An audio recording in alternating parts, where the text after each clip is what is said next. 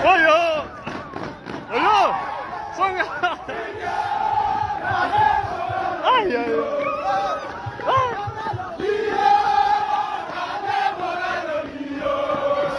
ay, ay, ay, vai, vai, vai, vai, oyo, oyo, ay, ay, oyo, oyo. Yeah, amanya nze Helen Seku, Commissioner of Patriotism, nga nze in charge w'eno program ey'aba returnees okuva South Africa. Leero olunaku lwa munaana nga tuli wano. Era oba omanyi olina mu South Africa niwo gwe twakomyawo manya ali Kyankwanzi. Bali 130 in number, including children. Tubaleese wano si kuba panishinga oba kukola ki, naye kuba rehabilitatinga. Nti bwe banaddayo mu community ng'obwongo busetolinze, omanyi buli muntu oba kugoba awantu ofuna stress, ofuna depression, bano abantu baleseeyo ebintu byabwe ate n'ebyomuwendo ebyebbeeyi abamu. Ate abamu era badde bakola gyalejjalejja, naye kati wano kibayambako okusetolinga stress ne bavaamu, depression ne bavaamu, ne baba nga bafiitinga mu community gye banaagenda ng'avudde wano. Tubataddemu ideology, patriotism, to love your country, okwagala ensi yo. Ate tosobola gyagala mu bigambo, olina ogyagala ng'okola nnyo. Kati tubagamba nti bw'ova wano tonyooma mulimu, kasita ng'omulimu guli decent nga gukuweesa essente. Ate ne tubaleeta wano okubalaga nti gye mutabadde Uganda nga gavumenti ye Uganda erina ebintu bye yatandikawo by His Excellency Yoweri Kaguta Museveni nga PDM. Abasinga wano PDM bagibuliridde wano, emyoga bagibuliridde wano kubanga nti babadde ebweru for long. Kati ne tubagamba nti mulina okwenyigira mu bino ebintu, nammwe musobole okutapinga ku different wealth creation groups eziri mu gavumenti, musobole okugaggawala. Mu bano era tulinamu n'abanakawere ddala nno nga ba wiiki emu, wiiki 2. Abo bo tetubatuuza mu kiraasi babeera eri naye tubalabira. Wano buli mwana anywa amata, abaana abato bonna, ate abaana bokka bali 331. Balya bulungi, banywa amata, serula akatumugula, pampa tuzigula, pads z'abakyala, buli kimu tubakoledde ng'abagenyi abakayingira eggwanga kubanga era badde tebalinayo batandikira. Naye nsuubira nti kati bwe bali wano abasinga basetolinze n'obwongo bukakkanye ne retention evuddewo. Naye kino eri bannayuganda bonna tetulina gwe twawamba. Kyankwanzi is known everywhere and it's a national leadership institute. Tubaleese just kubongerako value ku ekyo kye balina. Ensonga kimulaba nti wano basipiika ab'enjawulo bazze nga boogerako nabo. Era tutwala omukisa guno okwebaza His Excellency Yoweri Kaguta Museveni tulowooza ku bantu bano ne tubakomyawo nga tetusosodde. By the way, okimanyi nti abantu bano abamu balinnye ennyonyi omulundi gwabwe ogusookera ddala mu bulamu. Ekyo tukyebaliza gavumenti kubanga abamu bayingira South Africa erigali nga bakozesezza baasi bayise Zimbabwe, Zanzibar, naye kati wano nga bakozesezza ppanya, naye wano sebo bazze nga ba VIP mu nnyonyi za gavumenti. Tukyebaliza gavumenti ne twebaza CDF, ne twebaza Prime Minister, ne twebaza Minister of Foreign Affairs ne ttiimu yonna ne Kyankwanzi okutukyaza kubanga nze ofiisi zange ziri Kampala teziri Kyankwanzi, zo twakampinzi Kyankwanzi. Ekyo nakyo kitusomesa kye bayita teamwork. Nga ebitongole ebyenjawulo ebya government offices ez'enjawulo ne twegattamu okulaba nga ekirooto ky'abantu bano kituukirira okudda e Uganda. Embeera ebaleeta wano actually bano basinga bangi abasigaddeyo South Africa. Abantu abali South Africa bali ku bunkenke bwennyini, naye bano basanyufu. Olaba nga ddala bino by'okuleekaana simanya twekalakaase tukole bwetu tebiyamba. Gwe weekalakaasizaako takumanyi. Ate akavuyo ke weenyigiramu tekajja tteeka 10 ku mmeeza. Kati yo ya ideology gwe tubateekamu nti learn to work. Politics mulekere ba politicians, gwe focusinga ku kintu ekyo kimu.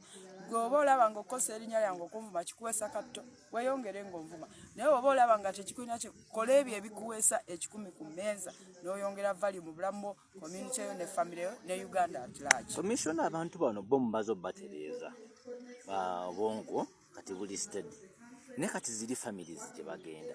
Abamu oluusi babadde baweerezaako abamu ne bakasente ne bataweereza balamu ne banyiiga mu mbeera eyo. Families zino muziteesateesa mu okurisiivinga abantu bano baleme okwogeera ebigambo bibi ate badde mu stress. Families ate tuzimanyi naye at least kye tuli sure ti buli family represented one. Tetumanyi wano waliwo abantu abadde bamaze 40 years 45 waliwo nowa 30 yatugambye waabwe takyajjukirayo kubanga Uganda ekulaakulanye nnyo yakikonfesiza awo nti Uganda erina kolasite yamuleka awo amasannyalaze kati ye takyamanye waabwe baasendawo egamba buli wamu alabawo kalina zokka ate baali basulanga mu kayumbayumba kati tamanyi ewaawo awatufuuye gwa kati tulina n'ezo kategori koolwo olunaku tunaalindako abamanyi ebwabwe basooke bagende bana batali shuwa tutandika okukuba obulango ku marediyo ma TV nti bannaaye abarelativu ba Bugindi gavumenti yemwina ali wano naye tetulina gwe twawamba ate nzikiriza ne famire zijja kutegeera kubanga nabo buli omu at least mu Uganda kati tekinologi eri buli wamu tukyebaliza gavumenti TV ziri buli wamu nabo mu byalo balina oburediyo bawulira amawulire buli omu akimanyi nti South Africa bagobyeyo abantu asesi bannayuganda bokka kati awo really omuzadde oba omuntu anasalira wano abantu omusango taba serious olina okutegeera embeera nti bavuddeyo nga tebeetegese kyada abrupt kubatwala ababaleseza ebintu byabwe babalesezaayo amaka gaabwe emmotoka zaabwe property businesses zaabwe kati awo n'omuntu bwe mbanga nze family member mba nina okutegeera situation yono omuntu nesamwongera stress wabula kumukumaakuma ne mga weekuŋŋaanye mwana wa maama wano Uganda waliwo omukisa. Commissioner gwakulya. I wish to reassure and inform the country that Uganda is peaceful, secure, and thriving. However, what is also true is that we are having to deal with a fifth column of neo-colonialist sympathizers and agents of foreign interests who are intent on sabotaging our national independence and development.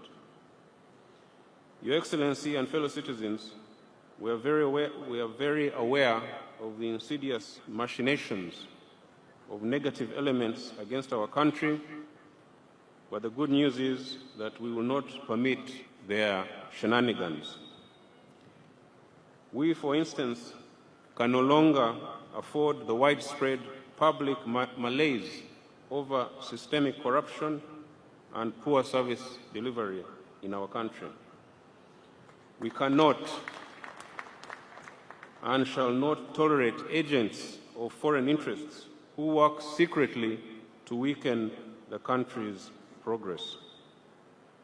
We will never allow agents of foreign interests to demoralize and demobilize the patriotic and nationalist spirit of Ugandans.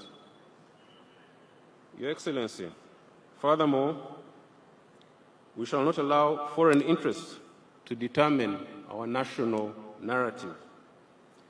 The impunity within certain elements of Uganda's political class and media directly impacts the country's security. Therefore, in order for Uganda to transform into a first world country, these elements have to become responsible actors to ensure peace and security are preserved.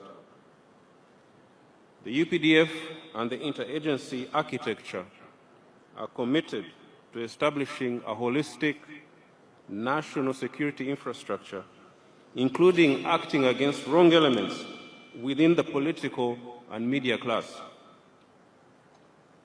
Certainly, we will never allow anyone again to undermine the national interest in whatever shape or form.